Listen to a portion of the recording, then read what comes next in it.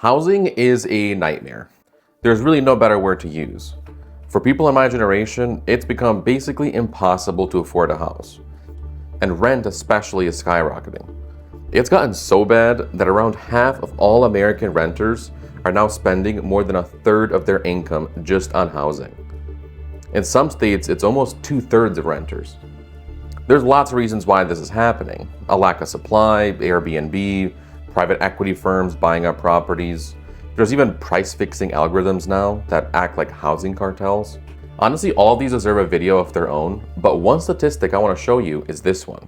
If we take 100 tenants and 100 landlords, only 4 tenants have legal representation, while 83 landlords do.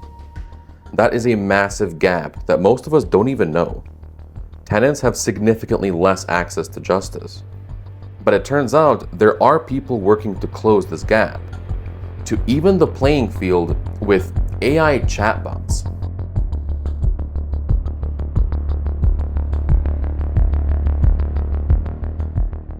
There's an access to justice crisis in America right now. That's Eliza Hong. They're a lawyer from Cornell and an expert in legal aid technology. I had a chance to speak with them about tenants' lack of access to justice, and also about the tools that their team are working on to tackle the problem. But first, let's explain what we mean by this term access to justice. The law, is supposed to be justice for everyone, and people are supposed to have access to the law to get justice and to fix their problems, right? And so a lot of it is because corporations and wealthy people have more access to advocates and resources like lawyers to use the law for their ends. And so access to justice is the idea that ordinary people are able to access those legal resources. This graph from the beginning of the video perfectly shows this. Landlords have a lot more access to justice than tenants do. So when an eviction case comes up, tenants generally don't have the resources to win and end up getting removed from their homes. Yesterday, I came home with a 24-hour notice to vacate on my door. I have a 5-year-old, so, just trying to understand how this is going to affect her, knowing the pandemic has already affected her a lot. So it's just been hard. Evictions have become a national crisis. Every year, millions and millions of eviction cases are filed. And in the past 12 months, the number of cases has exploded in cities across the country. So with millions of eviction cases every year, lawyers are getting stretched thin trying to represent all of these people. There won't ever be enough people to be able to fill that gap, right? There won't ever be enough lawyers. That's why we end up with this gap between who can afford legal aid and who can't, with a crisis in the access of justice, especially for tenants who are low income, people of color, or who might not know whether something even is a legal issue. How do they know what is happening is this paragraph is relevant? Sometimes they think it's a repair issue and it's so big that it could be construed as constructive eviction. Lawyers and advocates have been trying to expand access to justice for decades by educating as many people as possible with legal aid workshops and tenants' rights resources. Education, more lawyers in the field, a right to counsel, and even non-lawyer representation are all ways we can boost access to justice. But another tool that can work alongside these is technology. Yeah, I can. You want to pull it up, actually? I think you should. Okay, Then, then you can click on the buttons and. Okay, let's see. This is Tenny, a chatbot Eliza's team developed as part of the Cornell Tenant Advocacy Project and the tenants' legal hotline that serves upstate New York. It's designed to help tenants understand their rights and to figure out what kind of legal aid they specifically need. I actually had a chance to test it out with Eliza, and these are the results I got. Okay, so which one do you think I should click on? Up to you. Let's do eviction. Okay. Let's say I missed a paycheck or I lost my job, and so I can't make rent. I put myself in the shoes of millions of other Americans who maybe missed a paycheck or just got laid off and now can't make their rent payment. I received an eviction notice, but now I have no idea what the next step should be. And so the idea, ideally, is that as you go along, you gain chunks of information.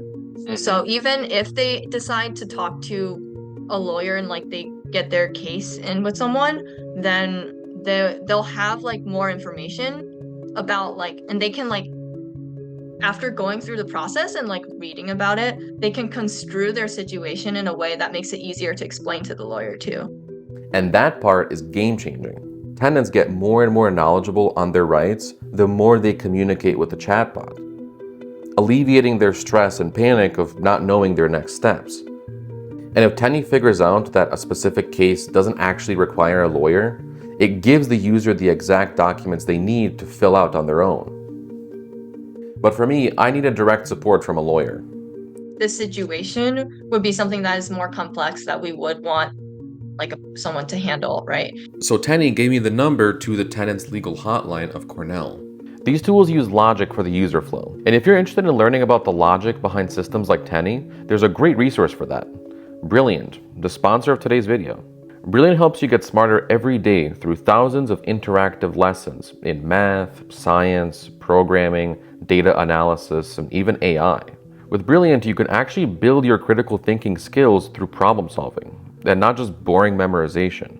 Brilliant's courses cover a wide range of subjects, like this one about logic, the very foundation of systems like Teny. As an educator, I'm a genuine fan of Brilliant, so when they reached out to support the show, it was an immediate yes.